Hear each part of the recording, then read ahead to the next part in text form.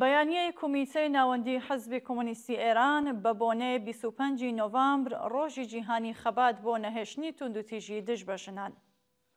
لە سەروبەندی 25 نۆڤامبر ڕۆژی جیهانی خەبات لە دژی توندوتیژی گدانکە ڕۆژانە بە ملیۆنان ژن لە سەرانسەری جیهان لەگەڵی بەرەو ڕوو دەبنەوە.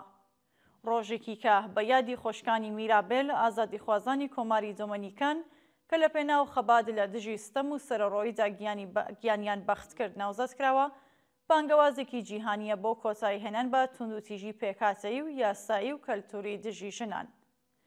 سەرەڕای بەڵێنە نێودەوڵەتیەکان و بوونی یاسا و ڕێسای قەدەغەکردنی توندوتیژی لە زۆرێک لە وڵاتەکان، ئامارەکان هێشتا جێگەی تێڕامان و هەژێنەرن. بەشێکی بەرچاو لە ژنان لە سەرانسەری جیهان هەموو جۆرەکانی توندوتیژی جەستەیی، دەرونی، ئابووری و ڕەگەزیانە زمون کردووە.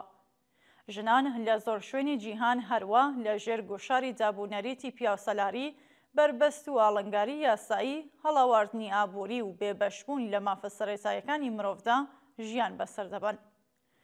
ڕۆژی جیهانی خەبات بۆ نەهێشتنی توندوتیژی دژ بە ژنان دەرفەتێکە بۆ لە قاودانی ئەو سیستەمە دەسەڵاتدارەی کە لەناو بنەماڵەوە بگرە تا دەگاتە شەقام و شوێنە گشتیەکان، لە دابوونەریتەوە تا یاسا و ڕێساکان و لە ناوەندەکانی کارەوە تا ناو زیندانەکان جەستە و ژیانی ژنان کۆنترۆڵ و سەرکوت دەکات. واقعیەت ئەوەیە کە توندوتیژی بەرامبەر بە ژنان سەرچاوەکەی دەگەڕێتەوە بۆ پەیوەندیە خاوەنداریەتیەکان، کاری بەکرێ و بنەماڵە پیاوسەلاریەکان کە هەموو ئەمانە لە پێکاتەی دەوڵەت و یاسا و ئاین و ئابووریدا جێگیر کراون. بەبێ بە ئامانجگرتن و ڕەخنەی بنەڕەتی لەم پەیوەندیانە، هیچ ڕێفۆرم و چاکسازیەکی یاسایی بەردەوام ناتوانێت ئەم توندوتیژیە ڕیشەکێش بکات. سیستەمی سەرمایەداری ژنان وەک کرێکارانی هەرزان لە ناو کارگەکان، پیشە نافەرمیەکان، خزمەتگوزاریەکان، پەرستاری و هیتر و هاوکات وەک کرێکاری ناوماڵ بەبێ حەقدەست بەکاردەهێنێت و لەم ڕێگەیەوە هێزی کاری پیاوانیش بەرهەم دەهێنێتەوە. بەڵام ژنانی جیهان لە بەرامبەر ئەو چارەنووسەی خۆیاندا تەسلیم نەبوون.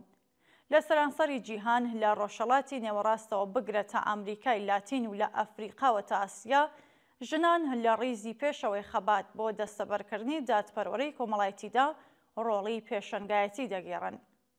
حوزوری ئەوان لە ئاخێزە جەماوەریەکاندا سنوورە نەچەوەیی و ئاینیەکانیان تێپەڕاندووە و ئەمەش هیوایکی نوێ بۆ گۆڕانکاریەکی بنەڕەتی لە پەیوەندیەکانی دەسەڵاتدا دروست کردووە. ئەم خەبات و تێکۆشانە دەری دەخات کە ڕزگاری ژنان تەنها لە ڕێگەی ڕێفۆرم و چاکسازی ڕووکەشەوە دەستەبەر نابێت.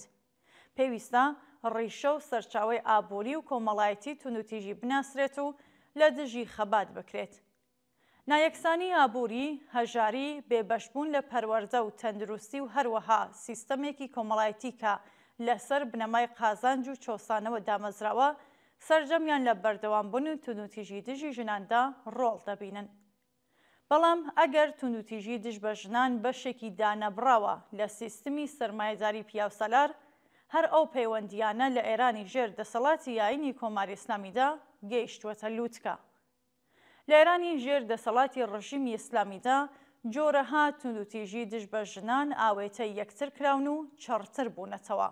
لەوانە توندوتیژی جەستەی و جنسی، توندوتیژی دەرونی، زارەکی و سۆزداری، توندوتیژی ئابووری وەک وابەستە هێشتنەوەی ژنان بە داهاتی پیاوان، هەڵاواردن لە حەقدەست و دامەزراندن، توندوتیژی یاسایی لەوانە یاساکانی هەڵاواردن سەبارەت بە میرات، جیابوونەوە، سەرپەرشتیکردن، جلوبەرگ، مافی سەفەرکردن و مافی کارکردن، توندوتیژی سیاسی وەک سەرکوتکردنی ژنانی ناڕازی، زیندانیکردن، شەلاق لێدان، ئەشکەنجە و ئیعدام.